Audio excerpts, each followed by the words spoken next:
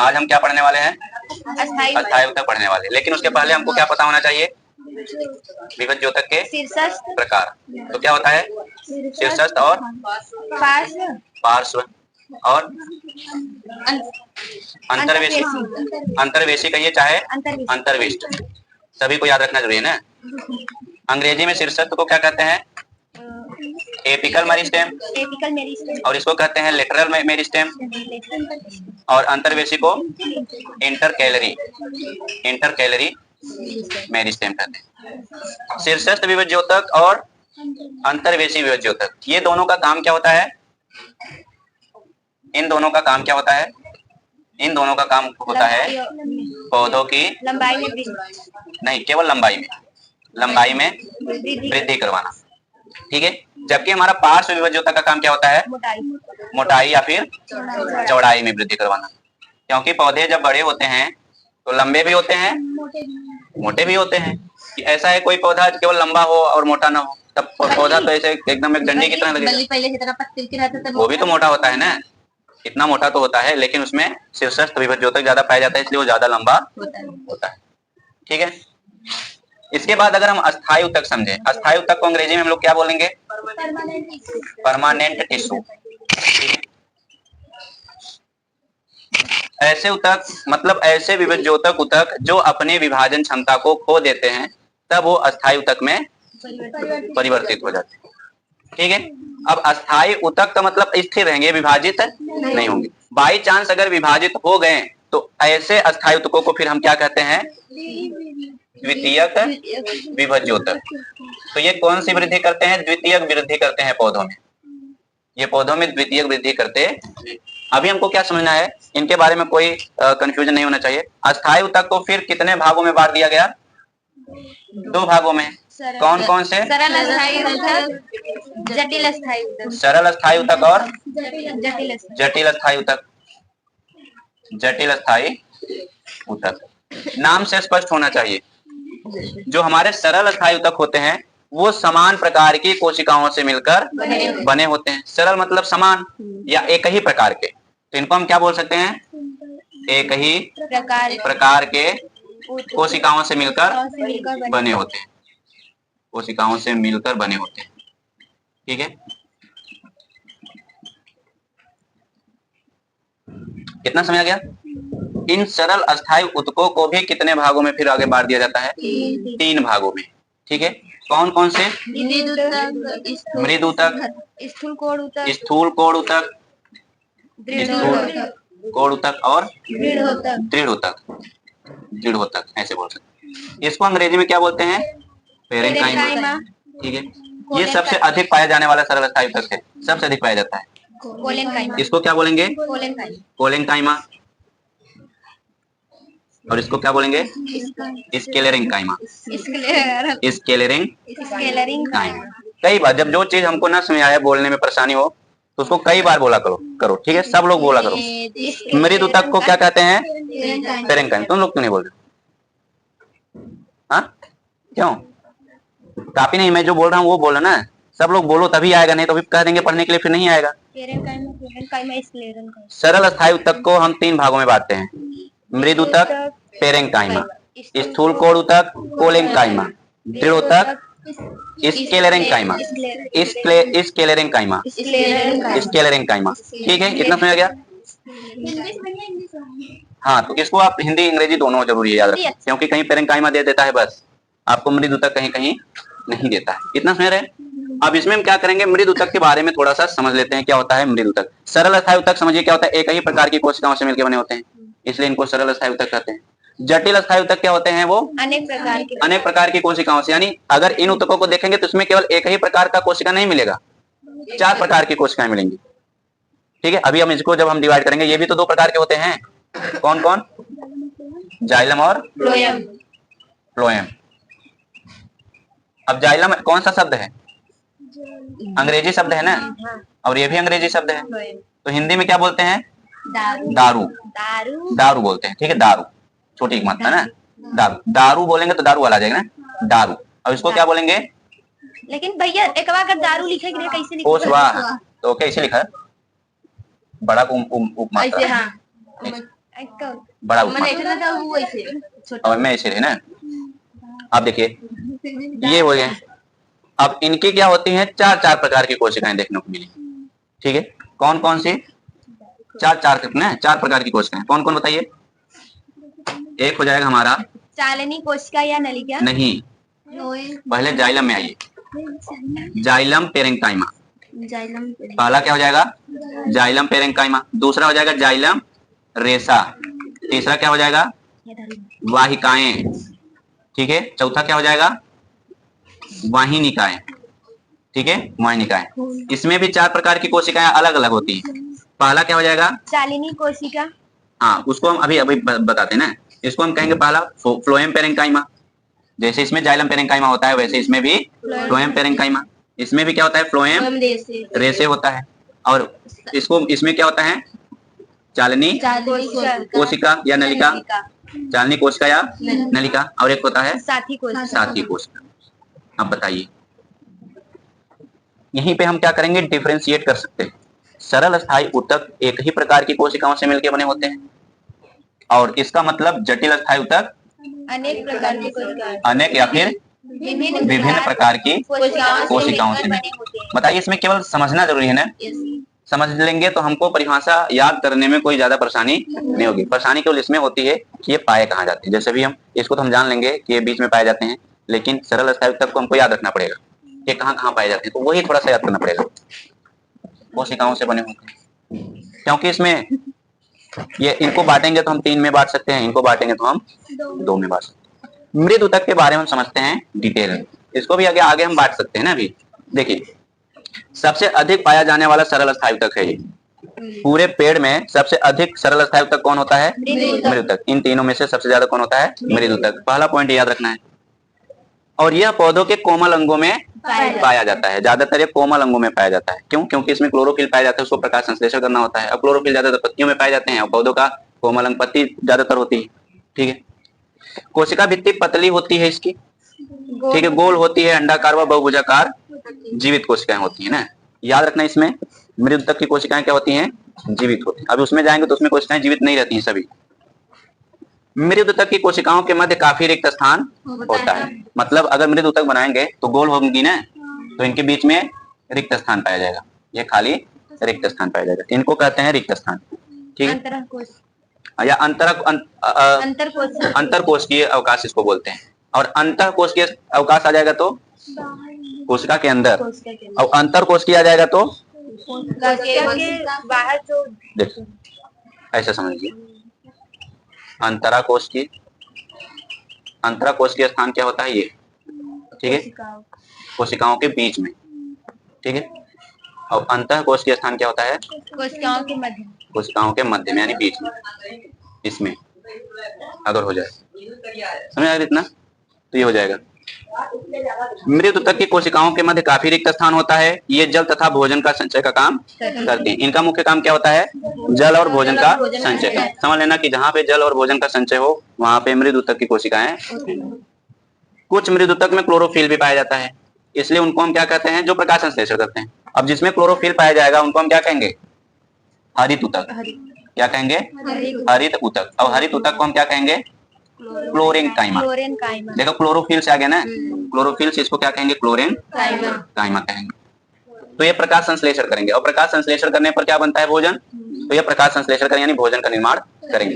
कौन? जिन मृद ऊतक कोशिकाओं में क्लोरोफिल पाया जाएगा, जो तनों में पाए जाएंगे उसमें तो भोजन का संचय केवल होगा, लेकिन उसमें जब क्लोरोफिल नहीं है तो वो प्रकाश संश्लेषण का काम नहीं करेंगे। तो पत्तियों में उपस्थित और जो छोटे छोटे पौधे होते हैं, जैसे मान लीजिए जो अनाज के पेड़ पौधे हो गए, वो पूरा तना उनका क्या होता है? हरा होता है। तो पूरे तने में जहां भी होता है वो मृद ऊतक होता है, उनमें क्लोरोफिल पाया जाता है, और उनका पूरा शरीर क्या करता है? जड़ को छोड़कर प्रकाश संश्लेषण का काम करता है। ठीक है, और जिन मृद ऊतक की कोशिकाओं के बीच में क्या पाया जाए? रिक्त स्थान, तो उनको हम क्या कहेंगे? वायु ऊतक। क्या कहेंगे? वायु ऊतक। और अंग्रेजी में क्या कहेंगे? एरेंकाइमा। क्या बोलेंगे? एरेंकाइमा। जैसे एरोप्लेन हो गया, हवाई जहाज ना, वैसे इसको बोलेंगे एरेंकाइमा। एरोप्लेन, एरेंकाइमा। तो एरेंकाइमा बोलेंगे। बताइए, समझ आ गया इतना? हमन गलती में नहीं लिखे। पत्तियों में क्या लिखे हो? AIR AER रहेगा।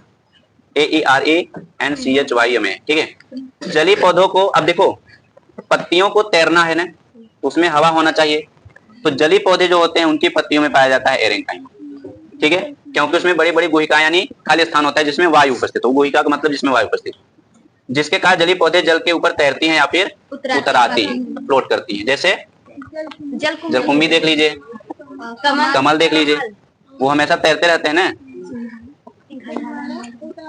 नहीं अंदर भी होता है। ऐसे समझ लीजिए जो जलीय पौधे होते हैं उनको भी तैरने के लिए क्या चाहिए होता है, खाली स्थान चाहिए होता है उनके कोशिकाओं में। तो कोशिकाओं के बीच में क्या पाया जाता है, खाली स्थान पाया जाता है, हवा होता है तो तैरता है। अब बी वाला देखो, मृदु ऊतक के बारे में हमने जानकारी ले ली ना, अब किसके बारे में समझते हैं, स्थूल कोण ऊतक, ठीक है। इसको हम कहते हैं कोलेनकाइमा। क्या कहते हैं, कोलेनकाइमा। हाँ, यह मृदु ऊतक का परिवर्तित रूप है। परिवर्तित का मतलब मृदु ऊतक की कोशिकाओं से ये क्या है, बना हुआ। अभी हमने क्या समझा कि विभज्योतक कोशिकाओं से अस्थायी ऊतक बना। अस्थायी ऊतक को हमने 3 भागों में बांटा, तो अस्थायी ऊतक में जो सबसे ज्यादा पाया जाता है मृदु ऊतक, वही मृदु ऊतक की कोशिकाएं जब प्रकाश संश्लेषण या भोजन संचय का काम नहीं करते हैं तो फिर किसमें बदल जाते हैं, स्थूल कोण ऊतक में। तब ये दूसरा काम करते हैं, जैसे पौधों को लचीला प्रदान करना, लचीलापन प्रदान करना।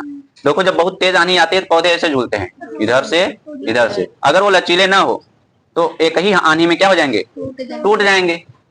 जो पौधा जितना ज्यादा लचीला होता है वो उतना ही नहीं टूटता है, वो उतना ही नहीं टूटता है, समझ रहे ना, क्योंकि लचीला है। अब जैसे मान लो कि कोई भी इंसान है जिसका बॉडी लचीला नहीं है और एक दुनिया इसे कभी टेढ़ उड़ हुआ तो उसका हड्डी मचक जाता है, समझ रहे ना। जैसे तुम ही लोग क्या करोगे, ऐसे इसको हमेशा रोज प्रैक्टिस करते रहो, ऐसे करते करते, ठीक है, तो धीरे धीरे क्या हो जाएगा, मुड़ जाएगा। अब कोई तुम्हारा उंगली हटके से तोड़ना चाहेगा तो नहीं टूटेगा जल्दी, क्योंकि वो तो लचीला हो गया है, मुड़ जा रहा था। लेकिन जेकर एकदम कड़ा रहेगा तुरंत फटाक से क्या हो जाए, टूट जाएगा। हाँ टूट जाएगा। अभी हम बता रहे हैं, वैसे तुम्हें समझना है ना। इनकी कोशिकाएं जीवित होती हैं, याद रखना, मृदु ऊतक की कोशिकाएं भी जीवित होती हैं और स्थूल कोण। जब इसके पास पहुंचेंगे इनकी अधिकांश कोशिकाएं जीवित होती हैं, लंबी होती हैं और कोनों पर सेलुलोज व पेक्टिन की मात्रा जमा होने से मोटी हो जाती है, ठीक है। पेक्टिन भी एक प्रकार का कार्बोहाइड्रेट है, जैसे सेलुलोज नहीं होता, ठीक है, सेलुलोज के साथ भी क्या होता है, पेक्टिन होता है। अभी हेमी सेलुलोज भी होता है, ठीक है, हेमी सेलुलोज भी होता है, लेकिन हेमी सेलुलोज अभी इसमें नहीं दिया तो हम सेलुलोज और पेक्टिन समझते हैं। अब इसमें क्या होता है, देखो इनकी कोशिकाएं कैसे होती हैं।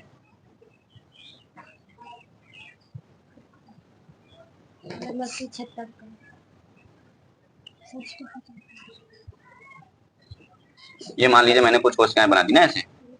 अब इनमें इनके कोनों पे क्या रहेगा, सेलुलोज और पेक्टिन का जमा हो जाएगा, जिसकी वजह से ये कोशिकाएं कैसी दिखती हैं, मोटी दिखती हैं। और ये इनके अंदर का क्या हो जाएगा, रिक्तिका हो जाएगा। और इसी किनारे पे क्या रहेगा, केंद्रक रहेगा।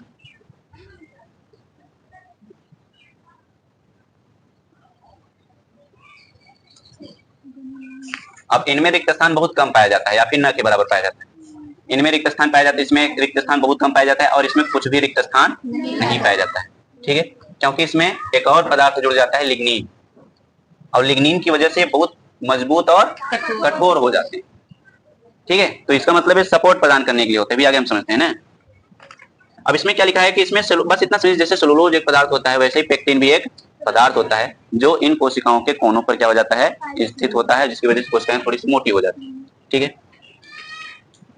इनकी कोशिकाओं के खाली स्थान बहुत, इनमें इन कोशिकाओं के बीच में खाली स्थान बहुत कम पाया जाता है। इनके कारण पौधों में लचीलेपन का गुण आ जाता है, ठीक है, खाली स्थान कम होता है और सेलुलोज और पेक्टिन होता है, जिसकी वजह से ये इनमें लचीलेपन का गुण आ जाता है। यह पौधों की पत्तियों और तनों में लचीलापन प्रदान करते हैं। अब पौधे की पत्तियां जो होती हैं ज्यादातर लचीले कहाँ पे होती हैं, पर्णवृंत जो होता है, ये जहां से निकली रहते हैं उसको पर्णाधार कहेंगे। इसको क्या कहेंगे, पर्णाधार। और इसको क्या कहेंगे, पर्णवृंत, ठीक है। और इसको हम क्या कहेंगे, पत्ती का किनारा ना, किनारा कहेंगे। और इनको हम क्या कहेंगे, मध्य सिरा। और इनको हम क्या कहते हैं, सिराएं। ये चीजें होती हैं। लीफ मार्जिन इसको कहते हैं अंग्रेजी में, हिंदी में कहेंगे पत्ती का किनारा।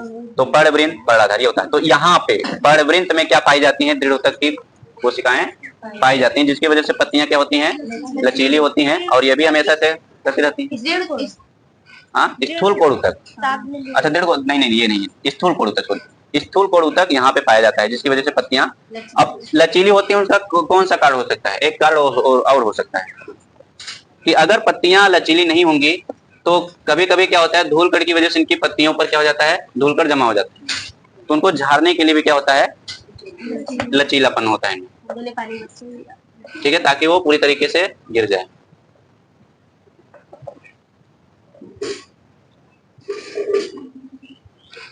और यांत्रिक सहारा भी प्रदान करता है। यांत्रिक सहारा मतलब उसको थामे भी रखता है ताकि पत्तियां जल्दी टूट के गिर न जाए, ठीक है। तो ये मजबूत भी होती हैं और लचीले भी होती हैं। आगे हम समझते हैं, देखिए ज्यादातर ये किसमें पाया जाता है? पर्णवृंत में, एपिडर्मिस के नीचे। एपिडर्मिस अभी हम समझेंगे क्या होता है। पर्णवृंत समझ में ना, यही पर्णवृंत होता है। और ये ऊपर जो आप निकाल मतलब जो ऊपर सबसे होता है उसको हम कहते हैं एपिडर्मिस। एपिडर्मिस, डर्मिस माने त्वचा, एपी माने वाय, तो इसको हम कहेंगे वाय त्वचा। जैसे हमारा वाय त्वचा है ना, ये वैसे ही इनका वाय त्वचा। हाँ, ये भी एपिडर्मिस है, हमारा एपिडर्मिस। उनका भी एपिडर्मिस होता है। एपिडर्मिस के नीचे की जो कोशिकाएं पाई जाती हैं उन्हीं वो कोशिकाएं कौन सी होती हैं? दृढ़ ऊतक। नहीं, स्थूल कोण ऊतक होती है। आगे हम समझते हैं दृढ़ ऊतक यानी स्क्लेरेंकाइमा के बारे में। किसके बारे में? स्क्लेरेंकाइमा के बारे में। दृढ़ ऊतक की कोशिकाएं मृत, लंबी व पतली होती है। अब इसमें ये चीज याद रखना है, मृत होती हैं ये कोशिकाएं। तो आपसे पूछ सकता है ऐसा कौन सा सरल अस्थायी ऊतक है जिनकी कोशिकाएं मृत होती है? तो दृढ़ ऊतक के। अगर मृत हैं तो इनका काम ये होगा कि ये सहारा दे ज्यादातर, ठीक है। जैसे नारियल का ऊपर जो छिलका नहीं होता, वो किससे मिलकर बना होता है? दृढ़ ऊतक कोशिकाओं से, इसलिए वो बहुत मजबूत होता है। लंबी होती है, वो रेशा भी उनका लंबी होता है और इनका हम रस्सी भी बनाते हैं, ठीक है। हाँ, इनकी कोशिकाओं में लिग्निन जमाव के कारण मोटी हो जाती है। अभी कहा ना, पहले समझिए, मृद ऊतक में सेलुलोज था केवल, ठीक है, इसलिए इसमें खाली स्थान ज्यादा। इसमें सेलुलोज के साथ पेक्टिन भी आ गया, इसलिए इसमें खाली स्थान कम हो गया, ठीक है।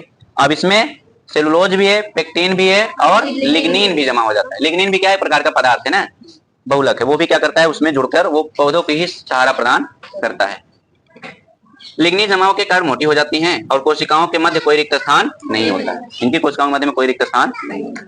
ये ऊतक पौधों के कठोर व मजबूत बनाता है। ये क्या करता है? ये ऊतक पौधों को कठोर व मजबूत बनाता है। यानी इसका मतलब वो ऐसे स्थानों पर पाए जाते हैं जहां पर पौधे कठोर होते हैं और मजबूत होते हैं। यह ऊतक नारियल के रेशे युक्त छिलके में, जैसा कि बताया गया ना, तने में कौन कौन से तने में पाए जाते हैं?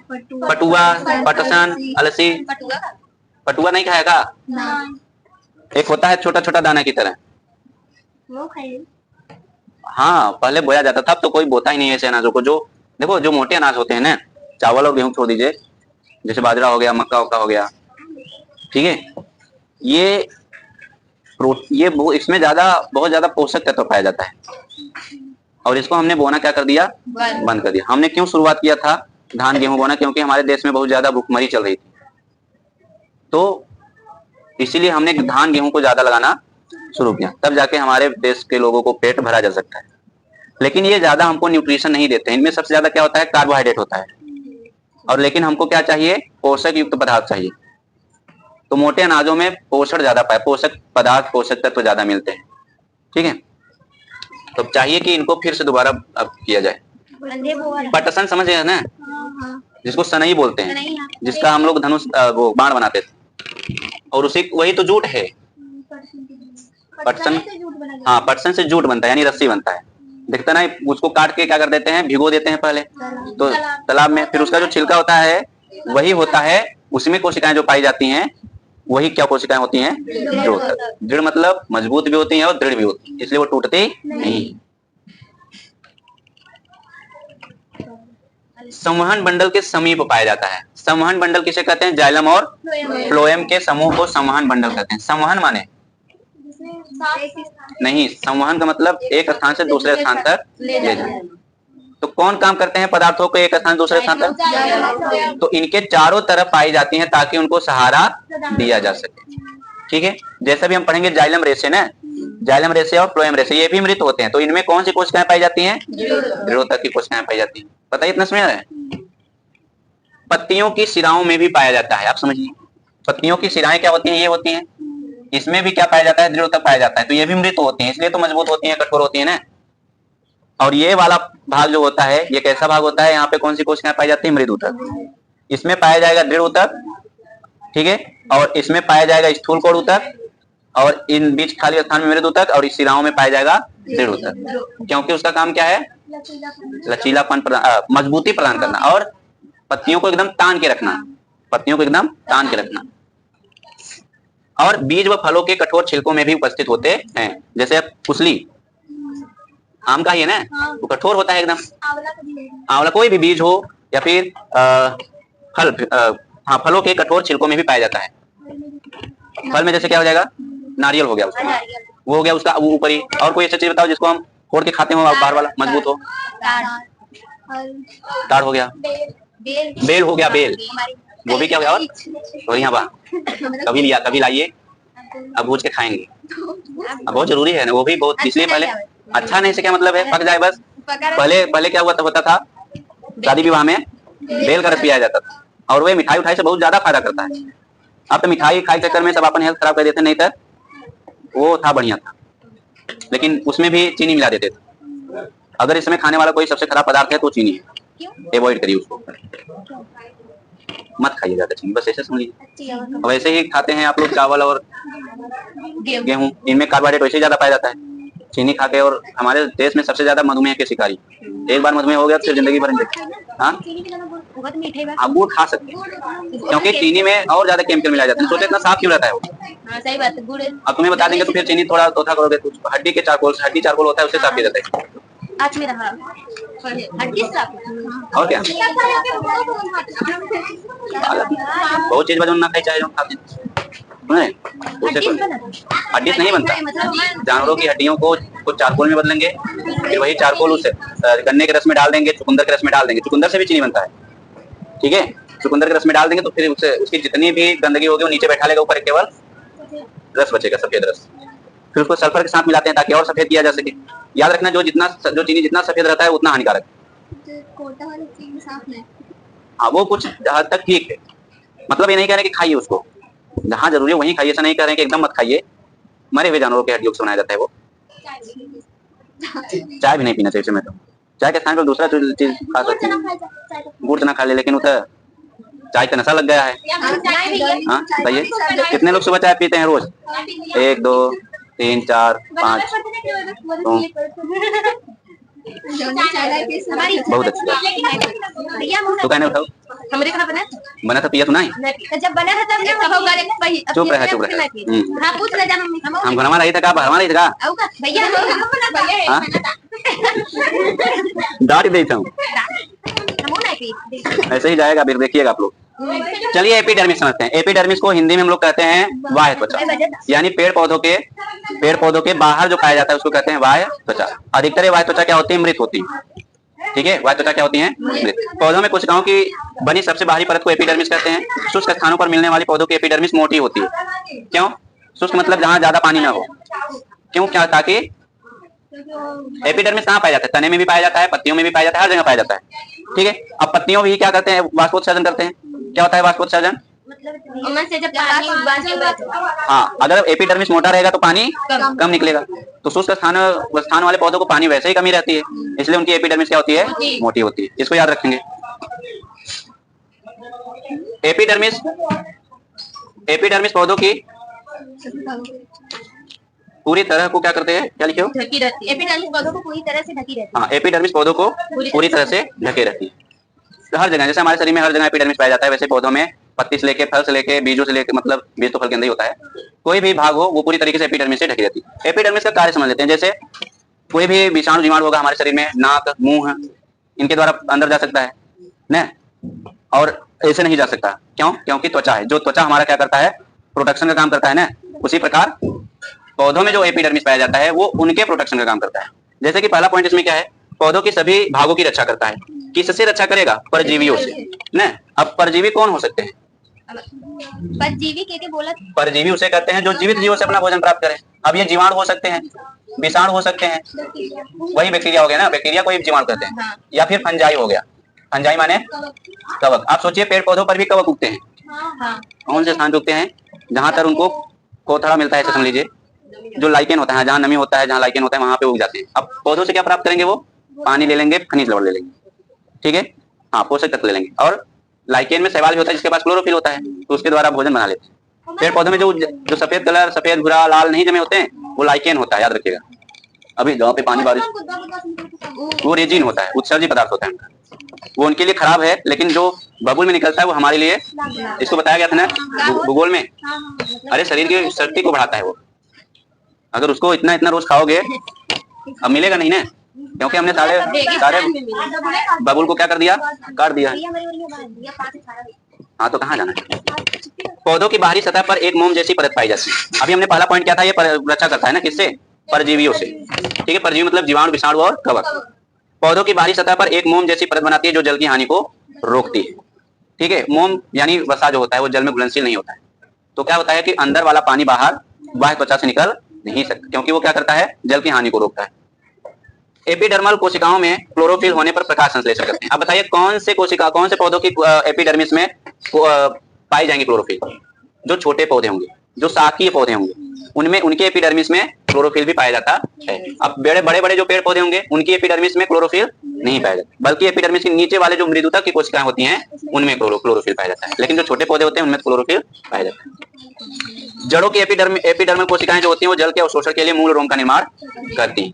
जड़ किसी भी पौधे का, मान लीजिए जड़ हो गया, किसी भी पौधे का जड़ हो गया, ठीक है, ठीक है, इनमें क्या होता है, ऐसे छोटे छोटे बाल अनुमा संरचनाएं पाई जाती है, इन्हीं को क्या कहते हैं, मूल रोम। मूल माने जड़, रोम माने बाल, तो इनमें जो हाँ बाल संरचनाएं पाई जाती है, यही क्या करते हैं, जल को अवशोषित। ये मोटका वाला जल को नहीं अवशोषित करता, ये जो बाल जैसे पाया जाता है वो, जैसे गाजर नहीं हो गया उसमें, हाँ ऐसे से देखो, ऐसे निकला रहता है गाजर में, वही अवशोषित करता है। ये तो बहुत मोटा होता है, निकल बहुत मोटा होता है, तो जल या खनिज लवण को अवशोषण करने के लिए मूल रोम जिम्मेदार होता है, याद रखेंगे। ठीक है, तो चलो इसके बाद हम क्या करेंगे, कल पढ़ते हैं इतना, अगले एपिसोड। हाँ हम मिलते हैं अगले एपिसोड में।